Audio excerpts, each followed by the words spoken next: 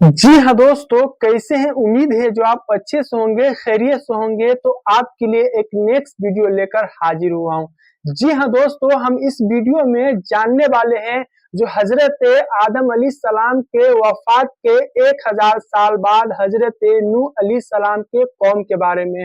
हजरत नूह अलैहिस्सलाम अपने कौम को 950 साल तबलीग करते रहे, लेकिन फिर भी कोई ईमान न लाया कुछ लोगों के अलावा। हम इस वीडियो में तफसील से जानने वाले हैं जो हजरत नूह अलैहिस्सलाम अल्लाह तबारक व तआला से किन किन लोगों के लिए बद्दुआ किए और अल्लाह तबारक व तआला हजरत नूह अलैहिस्सलाम को क्या हुक्म फरमाया। तो आइए हम सबसे पहले इस वीडियो को देखते हैं, और चैनल पर नहीं है तो चैनल को जरूर सब्सक्राइब कर लीजिएगा। आदम अलैहिस्सलाम के बाद की नस्लें बहुत नेक थीं, पर तकरीबन 1000 साल बाद शैतान ने उन लोगों को बहकाया कि कुछ नेक और बुजुर्ग लोगों को याद रखने के लिए उनके बुत बना लो। तो लोगों ने कुछ बुजुर्गों को इज्जत देने के लिए उनके बुत बना लिए। उस वक्त तो बुतों की पूजा नहीं हुई, पर कुछ नस्लों बाद के लोग आहिस्ता आहिस्ता इन बुतों को पूजने लग गए। कुफर और शिर्क आम हो गया और एक अल्लाह की इबादत बंद हो गई। तब अल्लाह ने दुनिया में नूह अलैहिस्सलाम को भेजा। उस वक्त इंसानों की उम्रें ज्यादा होती थीं और नूह अलैहिस्सलाम की उम्र तकरीबन 950 साल थी।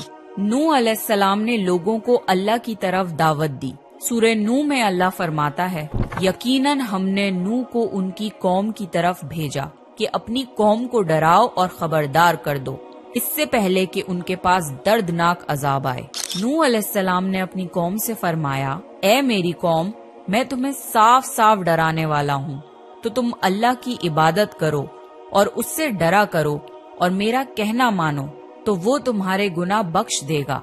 नूह अलैहिस्सलाम तबलीग के सिलसिले में बहुत मेहनत करते थे। दिन रात लोगों के घरों और इज्तिमात में जाकर उन्हें दावत देते थे। नूह अलैहिस्सलाम लोगों को प्राइवेटली और पब्लिकली समझाते, यहाँ तक कि उन्हें ये करते करते 950 साल गुजर गए, पर सिर्फ चंद लोगों के सिवा कोई ईमान नहीं लाया। नूह अलैहिस्सलाम की कौम उनका मजाक बनाती थी और कहती थी कि अगर तुम सच्चे हो तो जिस अजाब का तुम हमसे वादा करते हो उसको ले आओ। नूह अलैहिस्सलाम की कौम साल दर साल बुराई में आगे बढ़ती गई और नूह अलैहिस्सलाम को परेशान करती रही और कोई ईमान न लाया, सिर्फ कुछ लोगों को छोड़कर। फिर अल्लाह ने नूह अलैहिस्सलाम की तरफ वही की और फरमाया, आपकी कौम में से जो ईमान ला चुका है उनके सिवा अब कोई ईमान नहीं लाएगा, बस आप उनके कामों पर गमगीन ना हो।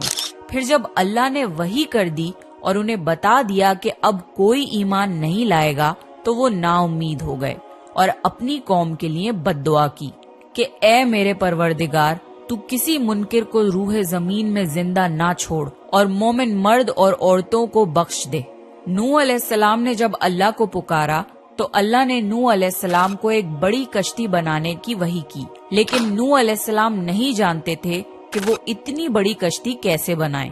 तो अल्लाह ने जिब्रील अलैहिस्सलाम को उनकी मदद के लिए भेजा। नूह अलैहिस्सलाम एक पहाड़ पे रहते थे। उनके आसपास दरख्त नहीं थे, ना ही पानी था। उन्होंने बहुत से दरख्त उगाए, फिर उनको काटा और पहाड़ पर बैठ के कश्ती तैयार करते रहे।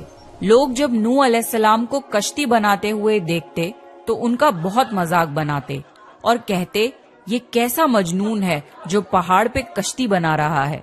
धीरे धीरे बहुत मेहनत के बाद एक बहुत बड़ी कश्ती तैयार हो गई। एक जगह आता है कि नूह अलैहिस्सलाम ने ये कश्ती 100 साल में तैयार की।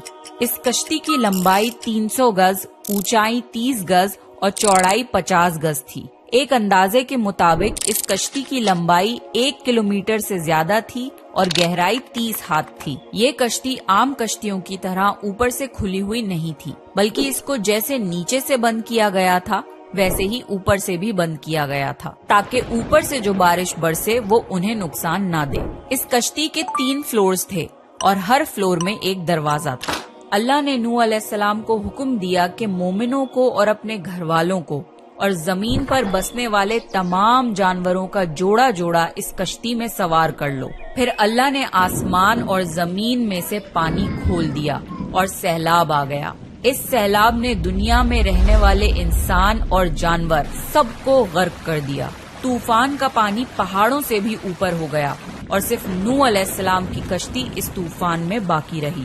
صرف وہی لوگ اور جانور بچے تھے جو کشتی پر سوار تھے۔ اتنے بڑے نبی ہونے کے باوجود نوح علیہ السلام کا بیٹا کشتی پر نہ آیا۔ نوح علیہ السلام نے اسے پکارا کہ میرے بیٹے اس کشتی میں آ جا اور کافروں کا ساتھی نہ بن، لیکن اس نے کہا کہ میں کسی پہاڑ کی چوٹی پر پناہ لے لوں گا جو مجھے اس پانی سے بچائے گی۔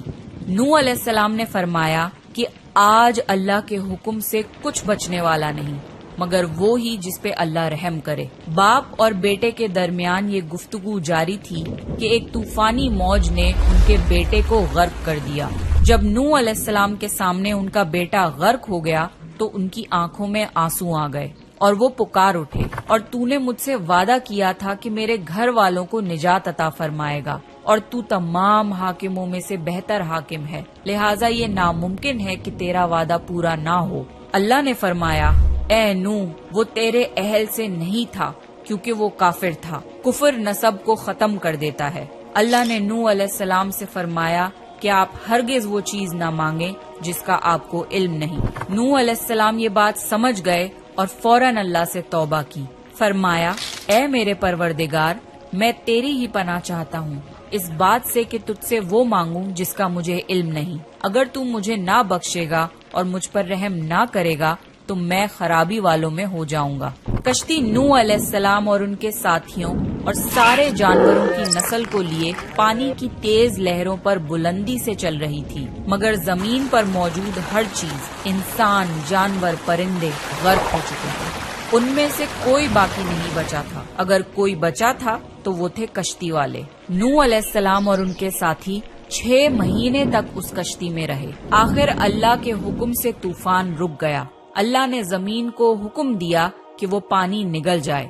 زمین نے سارا پانی نگل لیا اور زمین خشک ہو گئی اور کشتی پہاڑ پر جا کر ٹھہر گئی۔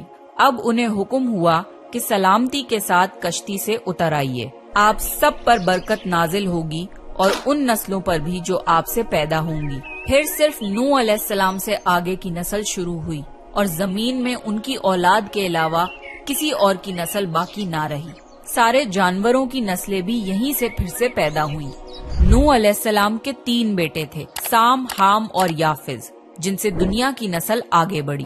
سام کی اولاد گندمی رنگ کی تھی۔ عرب ممالک سیریا، فلسطین اور اسرائیل کے لوگ سام کی اولاد ہیں۔ حام کی اولاد کالی رنگت کی تھی۔ افریقہ، ایبوریجنل آسٹریلیا، انڈیا، ایجپٹ اور سوڈان کے لوگ حام کی اولاد ہیں۔ گوری رنگت کے لوگ یافز کی اولاد ہیں۔ چائنا، جاپان، کوریا اور یورپ کے لوگ یافز کی نسل ہیں۔ نوح علیہ السلام کا چوتھا بیٹا جو ایمان نہ لانے کی وجہ سے برباد کر دیا گیا تھا، اس کا نام کنان تھا اور اس سے کوئی نسل آگے نہیں بڑھی۔ قرآن میں اللہ نے فرمایا، اور ہمیں نوح نے پکارا تو دیکھ لو کہ ہم کیسی اچھی دعا قبول کرنے والے ہیں۔ ہم نے اسے اور اس کے فرما برداروں کو اس زبردست مصیبت سے بچا لیا اور اس کی اولاد ہم نے باقی رہنے والی بنا دی۔ طوفان کے بعد نوح علیہ السلام 350 سال زندہ رہے، پھر نوح علیہ السلام فوت ہو گئے۔ نوح علیہ السلام کی کشتی آج بھی موجود ہے۔ ریسرچرز نے ترکی میں اس کشتی کو ڈھونڈ لیا ہے۔ قرآن میں اللہ نے فرمایا، اور بے شک ہم نے اس واقعے کو نشانی بنا کے باقی رکھا، پس ہے کوئی نصیحت حاصل کرنے والا؟ لوگ سٹوریز کو تو ڈینائی کر سکتے ہیں پر ایویڈنسز کو ڈینائی نہیں کر سکتے۔ نوح علیہ السلام کی یہ کشتی ایک بہت بڑا ایویڈنس ہے اس پورے واقعے کا۔